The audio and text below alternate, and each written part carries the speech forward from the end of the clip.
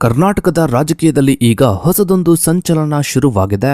ರಾಜ್ಯದಲ್ಲಿ ಮುಖ್ಯಮಂತ್ರಿ ಬದಲಾವಣೆಯ ಚರ್ಚೆ ನಡೀತಾ ಇರುವಂತಹ ಟೈಮ್ನಲ್ಲಿ ಡಿಕೆ ಶಿವಕುಮಾರ್ ಅವರು ಮುಖ್ಯಮಂತ್ರಿ ಆದರೆ ಅವರ ಆಪ್ತ ವಲಯದಲ್ಲಿ ಗುರುತಿಸಿಕೊಂಡಿರೋ ಲಕ್ಷ್ಮೀ ಹೆಬ್ಬಾಳ್ಕರ್ ಅವರು ಉಪಮುಖ್ಯಮಂತ್ರಿ ಆಗ್ತಾರೆ ಅನ್ನೋ ಚರ್ಚೆ ತುಂಬಾ ದೊಡ್ಡ ಮಟ್ಟದಲ್ಲಿ ಶುರುವಾಗಿದೆ. ಸದ್ಯ ರಾಜಕೀಯ ಪಂಡಿತರ ವಲಯದಲ್ಲಿ ಇಂತಹದ್ದೊಂದು ದೊಡ್ಡ ಚರ್ಚೆ ಮುನ್ನೆಲೆಗೆ ಬಂದಿದೆ. ಲಕ್ಷ್ಮೀ ಹೆಬ್ಬಾಳ್ಕರ್ ಅವರು ಮೊದಲಿನಿಂದಲೂ ಡಿಕೆ ಶಿವಕುಮಾರ್ ಅವರು ತಮ್ಮ ರಾಜಕೀಯ ಗುರು ಎಂದು ಬಹಿರಂಗವಾಗಿಯೇ ಒಪ್ಪಿಕೊಂಡವರು. ಇದಷ್ಟೇ ಅಲ್ಲದೆ ಬಹುತೇಕ ಇವರ ಎಲ್ಲಾ ಚುನಾವಣೆಗಳ ಗೆಲುವಿನ ಹಿಂದೆ ಹಾಗೂ ಇವರ ಪ್ರಭಾವಿ ಸಚಿವ ಸ್ಥಾನ ಸಿಗುವಲ್ಲಿ ಡಿಕೆ ಶಿವಕುಮಾರ್ ಅವರ ಬೆಂಬಲ ಬಹಳ ದೊಡ್ಡದಿದೆ. ರಾಜ್ಯ ರಾಜಕಾರಣದಲ್ಲಿ ಈ ಗುರು ಶಿಷ್ಯೆಯ ಜೋಡಿ ಹೊಸ ಇತಿಹಾಸವನ್ನ ಬರೆಯುತ್ತಾ ಲಕ್ಷ್ಮೀ ಹೆಬ್ಬಾಳ್ಕರ್ ಅವರಿಗೆ ಡಿಸಿಎಂ ಪಟ್ಟ ಸಿಗುವ ಸಾಧ್ಯತೆ ಎಷ್ಟಿದೆ, ಈ ಬಗ್ಗೆ ರಾಜ್ಯ ರಾಜಕೀಯ ವಲಯದಲ್ಲಿ ಯಾವ ರೀತಿಯ ಚರ್ಚೆ ನಡೀತಾ ಇದೆ, ಇದರ ಬಗ್ಗೆನೇ ಒಂದು ವಿಶೇಷ ವರದಿ ಇದೆ, ಬನ್ನಿ ನೋಡ್ತಾ ಹೋಗೋಣ. ಕರ್ನಾಟಕ ರಾಜ್ಯ ರಾಜಕಾರಣವು 2025ರ ಕೊನೆಯ ಭಾಗ ಮತ್ತು 2026ರ ಆರಂಭಿಕ ದಿನಗಳಲ್ಲಿ ಒಂದು ನಿರ್ಣಾಯಕ ಘಟ್ಟವನ್ನ ತಲುಪಿದೆ.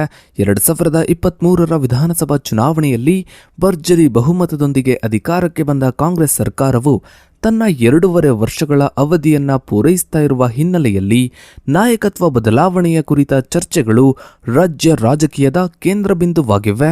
ಈ ಚರ್ಚೆಗಳ ಬೆನ್ನಲ್ಲೇ ಉಪಮುಖ್ಯಮಂತ್ರಿ ಡಿಕೆ ಶಿವಕುಮಾರ್ ಅವರು ಮುಖ್ಯಮಂತ್ರಿಯಾಗುವ ಸಾಧ್ಯತೆ ಮತ್ತು ಅವರ ಆಪ್ತ ವಲಯದ ಪ್ರಭಾವಿ ನಾಯಕಿ ಮಹಿಳಾ ಮತ್ತು ಮಕ್ಕಳ ಕಲ್ಯಾಣ ಸಚಿವೆ ಲಕ್ಷ್ಮೀ ಹೆಬ್ಬಾಳ್ಕರ್ ಅವರು ಉಪಮುಖ್ಯಮಂತ್ರಿ ಆಗುವ ಕುರಿತಾದ ಚರ್ಚೆಗಳು ಕೂಡ ತುಂಬಾ ದೊಡ್ಡ ಮಟ್ಟದಲ್ಲಿ ಶುರುವಾಗಿದೆ. 2023ರಲ್ಲಿ ಸರ್ಕಾರ ರಚನೆಯಾದ ಸಂದರ್ಭದಲ್ಲಿ ಹೈಕಮಾಂಡ್ ಸಮ್ಮುಖದಲ್ಲಿ ಸಿದ್ದರಾಮಯ್ಯ ಮತ್ತು ಡಿಕೆ ಶಿವಕುಮಾರ್ ನಡುವೆ ಅಧಿಕಾರ ಹಂಚಿಕೆಯ ಗುಪ್ತ ಒಪ್ಪಂದ ನಡೆದಿದೆ ಎಂಬುದು ರಾಜಕೀಯ ವಲಯದಲ್ಲಿ ಸದಾ ಚರ್ಚೆಯಲ್ಲಿರುವ ವಿಷಯ.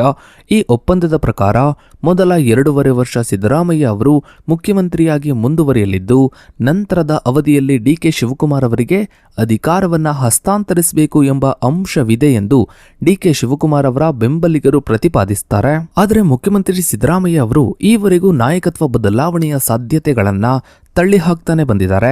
ತಮಗೆ ಹೈಕಮಾಂಡ್ ಸಂಪೂರ್ಣ ಬೆಂಬಲವನ್ನ ನೀಡಿದೆ ಮತ್ತು ತಾವು ಪೂರ್ಣ 5 ವರ್ಷಗಳ ಅವಧಿಯನ್ನು ಪೂರೈಸುವುದಾಗಿ ಅವರು ವಿಧಾನಸಭೆಯ ಒಳಗೂ ಮತ್ತು ಹೊರಗೂ ಅನೇಕ ಬಾರಿ ಸ್ಪಷ್ಟಪಡಿಸ್ತಾ ಬಂದಿದ್ದಾರೆ. ಸಿದ್ದರಾಮಯ್ಯ ಅವರ ವಿಶ್ವಾಸಕ್ಕೆ ಮುಖ್ಯ ಕಾರಣ ಅವರ ಅಹಿಂದ ಮತ ಬ್ಯಾಂಕ್ ಮತ್ತು ಅವರು ಜಾರಿಗೆ ತಂದಿರುವ 5 ಗ್ಯಾರಂಟಿ ಯೋಜನೆಗಳ ಜನಪ್ರಿಯತೆ.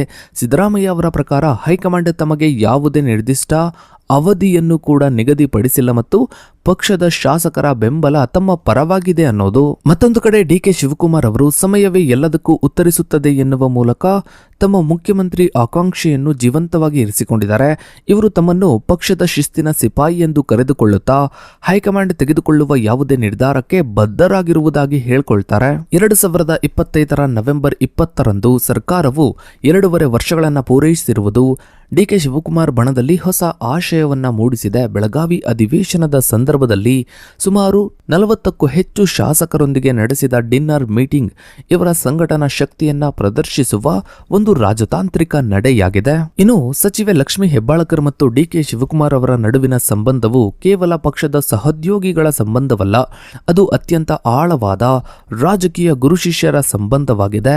ಬೆಳಗಾವಿ ರಾಜಕಾರಣದಲ್ಲಿ ಹೆಬ್ಬಾಳ್ಕರ್ ಅವರ ಬೆಳವಣಿಗೆಗೆ ಡಿಕೆ ಶಿವಕುಮಾರ್ ಅವರ ಬೆಂಬಲವೇ ಅಡಿಪಾಯವಾಗಿದೆ ಎಂದು ರಾಜಕೀಯ ಪಂಡಿತರು ತಮ್ಮ ಅಭಿಪ್ರಾಯವನ್ನ ವ್ಯಕ್ತಪಡಿಸುತ್ತಾರೆ. ಲಕ್ಷ್ಮೀ ಹೆಬ್ಬಾಳ್ಕರ್ ಅವರು ಸಾರ್ವಜನಿಕವಾಗಿ ಡಿಕೆ ಶಿವಕುಮಾರ್ ಅವರನ್ನು ತಮ್ಮ ರಾಜಕೀಯ ಗುರು ಎಂದೇ ಹೇಳಿಕೊಳ್ತಾರೆ.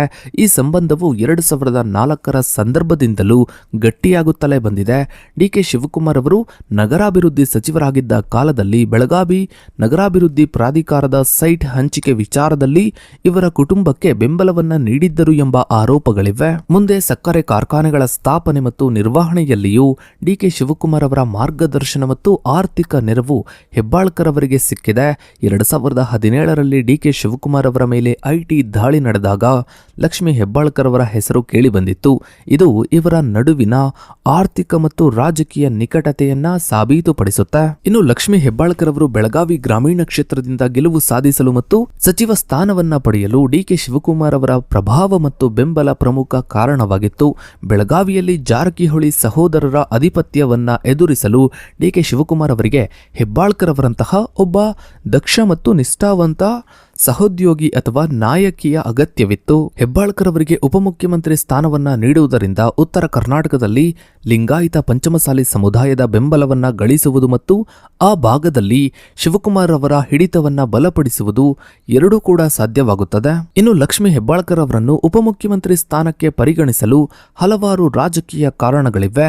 ಇವರು ಕೇವಲ ಒಬ್ಬ ಮಹಿಳಾ ನಾಯಕಿಯಾಗಿ ಮಾತ್ರವಲ್ಲದೆ ಒಂದು ಪ್ರಬಲ ಸಮುದಾಯದ ಧ್ವನಿಯಾಗಿ ಹೊರಹೊಮ್ಮಿದ್ದಾರೆ. ಲಕ್ಷ್ಮೀ ಹೆಬ್ಬಾಳ್ಕರ್ ಅವರು ಲಿಂಗಾಯತ ಪಂಚಮಸಾಲಿ ಸಮುದಾಯಕ್ಕೆ ಸೇರಿದ್ದವರಾಗಿದ್ದು ಈ ಸಮುದಾಯವು ಉತ್ತರ ಕರ್ನಾಟಕದಲ್ಲಿ ನಿರ್ಣಾಯಕ ಪಾತ್ರವನ್ನ ವಹಿಸುತ್ತದೆ. ಪಂಚಮಸಾಲಿ ಪೀಠದ ಜಯ ಮೃತ್ಯುಂಜಯ ಸ್ವಾಮೀಜಿಯವರು ಹೆಬ್ಬಾಳ್ಕರ್ ಅವರಿಗೆ ಹೆಚ್ಚಿನ ರಾಜಕೀಯ ಜವಾಬ್ದಾರಿಯನ್ನ ನೀಡುವಂತೆ ಈ ಹಿಂದೆ ಒತ್ತಾಯಿಸಿದ್ರು. ಇನ್ನು ರಾಜ್ಯದಲ್ಲಿ ಈ ಸಮುದಾಯಕ್ಕೆ ಮೀಸಲಾತಿ ನೀಡುವ ಹೋರಾಟದಲ್ಲಿಯೂ ಹೆಬ್ಬಾಳ್ಕರ್ ಅವರು ಆಕ್ಟಿವ್ ಆಗಿದ್ದಾರೆ. ಇವರನ್ನ ಉಪಮುಖ್ಯಮಂತ್ರಿ ಮಾಡುವುದರಿಂದ ಬಿಜೆಪಿಯ ಮತ ಬ್ಯಾಂಕ್ ಆಗಿರುವ ಲಿಂಗಾಯತರನ್ನು ಕಾಂಗ್ರೆಸ್ ಪರವಾಗಿ ಸೆಳೆಯಬಹುದು ಎಂಬ ಲೆಕ್ಕಾಚಾರವೂ ಕೂಡ ಇದೆ. ಇನ್ನು ರಾಜ್ಯದ ಇತಿಹಾಸದಲ್ಲಿ ಈವರೆಗೆ ಯಾವುದೇ ಮಹಿಳಾ ಉಪಮುಖ್ಯಮಂತ್ರಿಯಾಗಿಲ್ಲ. ಲಕ್ಷ್ಮೀ ಹೆಬ್ಬಾಳ್ಕರ್ ಅವರನ್ನು ಈ ಸ್ಥಾನಕ್ಕೆ ಏರಿಸುವ ಮೂಲಕ ಕಾಂಗ್ರೆಸ್ ಸರ್ಕಾರವು, ಕಾಂಗ್ರೆಸ್ ಪಕ್ಷವು ಮಹಿಳಾ ಸಬಲೀಕರಣದ ಸಂದೇಶವನ್ನ ನೀಡಬಹುದು. ಅಲ್ಲದೆ ಸರ್ಕಾರದ ಅತ್ಯಂತ ಜನಪ್ರಿಯ ಗೃಹಲಕ್ಷ್ಮಿ ಯೋಜನೆಯ ಉಸ್ತುವಾರಿಯನ್ನ ಇವರು ಯಶಸ್ವಿಯಾಗಿ ನಿರ್ವಹಿಸ್ತಾ ಬಂದಿದ್ದಾರೆ. ಈ ಯೋಜನೆಯು ರಾಜ್ಯದ 1.25 ಕೋಟಿ ಮಹಿಳೆಯರನ್ನ ತಲುಪಿರೋದ್ರಿಂದ ಹೆಬ್ಬಾಳ್ಕರ್ ಅವರು ಸರ್ಕಾರದ ಅತ್ಯಂತ ಚಿರಪರಿಚಿತ ಮುಖವಾಗಿದ್ದಾರೆ. ಇನ್ನು ಲಕ್ಷ್ಮೀ ಹೆಬ್ಬಾಳ್ಕರ್ ಅವರ ಬೆಳವಣಿಗೆಗೆ ದೊಡ್ಡ ಅಡ್ಡಿಯಾಗಿರುವುದು ಬೆಳಗಾವಿಯ ಮತ್ತೊಬ್ಬ ಪ್ರಭಾವಿ ನಾಯಕ ಸತೀಶ್ ಜಾರಕಿಹೊಳಿ. ಸತೀಶ್ ಜಾರಕಿಹೊಳಿ ಅವರು ಸಿದ್ದರಾಮಯ್ಯ ಅವರ ಆಪ್ತ ವಲಯದಲ್ಲಿ ಗುರುತಿಸಿಕೊಂಡಿದ್ದು ಹೆಬ್ಬಾಳ್ಕರ್ ಅವರಿಗೆ ಹೆಚ್ಚಿನ ಅಧಿಕಾರವನ್ನ ನೀಡುವುದನ್ನ ಪ್ರಬಲವಾಗಿ ವಿರೋಧಿಸ್ತಾ ಬಂದಿದ್ದಾರೆ. ಬೆಳಗಾವಿ ಜಿಲ್ಲೆಯ ಮೇಲೆ ಹಿಡಿತವನ್ನ ಸಾಧಿಸಲು ಹೆಬ್ಬಾಳ್ಕರ್ ಮತ್ತು ಜಾರಕಿಹೊಳಿ ಕುಟುಂಬಗಳ ನಡುವೆ ದಶಕಗಳಿಂದ ಸಂಘರ್ಷ ನಡೀತಾನೆ ಇದೆ. ಡಿಕೆ ಶಿವಕುಮಾರ್ ಅವರು ಲಕ್ಷ್ಮೀ ಹೆಬ್ಬಾಳ್ಕರ್ ಅವರ ಬೆನ್ನ ಹಿಂದೆ ನಿಂತಿರುವುದು ಸತೀಶ್ ಜಾರಕಿಹೊಳಿ ಅವರಿಗೆ ಅಸಮಾಧಾನವನ್ನ ತಂದಿದೆ.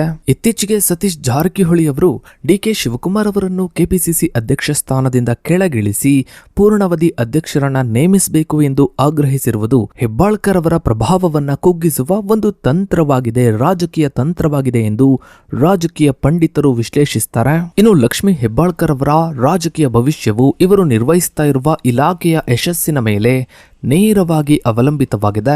ಗೃಹಲಕ್ಷ್ಮಿ ಯೋಜನೆಯು ಸರ್ಕಾರದ ಅಸ್ತಿತ್ವಕ್ಕೆ ಅತ್ಯಂತ ಅವಶ್ಯಕವಾಗಿದೆ. 2026ರ ಬಜೆಟ್ ಮಂಡನೆಗೂ ಮುನ್ನ ನಾಯಕತ್ವ ಬದಲಾವಣೆ ಆಗಬೇಕು ಎಂಬುದು ಡಿಕೆ ಶಿವಕುಮಾರ್ ಬಣದ ಒತ್ತಾಯವಾಗಿದೆ.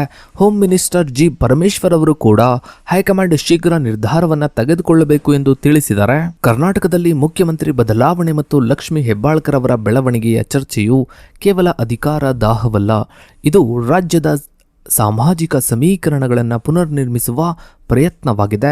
ಲಕ್ಷ್ಮೀ ಹೆಬ್ಬಾಳ್ಕರ್ ಅವರು ಡಿಕೆ ಶಿವಕುಮಾರ್ ಅವರ ಅತ್ಯಂತ ಆಪ್ತ ವಲಯದಲ್ಲಿರುವುದು ಇವರಿಗೆ ವರದಾನವೂ ಹೌದು, ಇವರ ವಿರೋಧಿಗಳಿಗೆ ದಾಳಿ ಮಾಡಲು ಅಸ್ತ್ರವೂ ಹೌದು. ಇನ್ನು ನಿಮ್ಮ ಪ್ರಕಾರ ಒಂದು ವೇಳೆ ಡಿಕೆ ಶಿವಕುಮಾರ್ ಅವರು ಮುಖ್ಯಮಂತ್ರಿ ಆದ್ರೆ ಲಕ್ಷ್ಮೀ ಹೆಬ್ಬಾಳ್ಕರ್ ಅವರು ಉಪಮುಖ್ಯಮಂತ್ರಿ ಆಗ್ತಾರಾ ಇಲ್ವಾ ಅನ್ನೋದನ್ನ ತಪ್ಪದೇ ಕಮೆಂಟ್ ಸೆಕ್ಷನ್ ಅಲ್ಲಿ ಕಮೆಂಟ್ ಮಾಡಿ.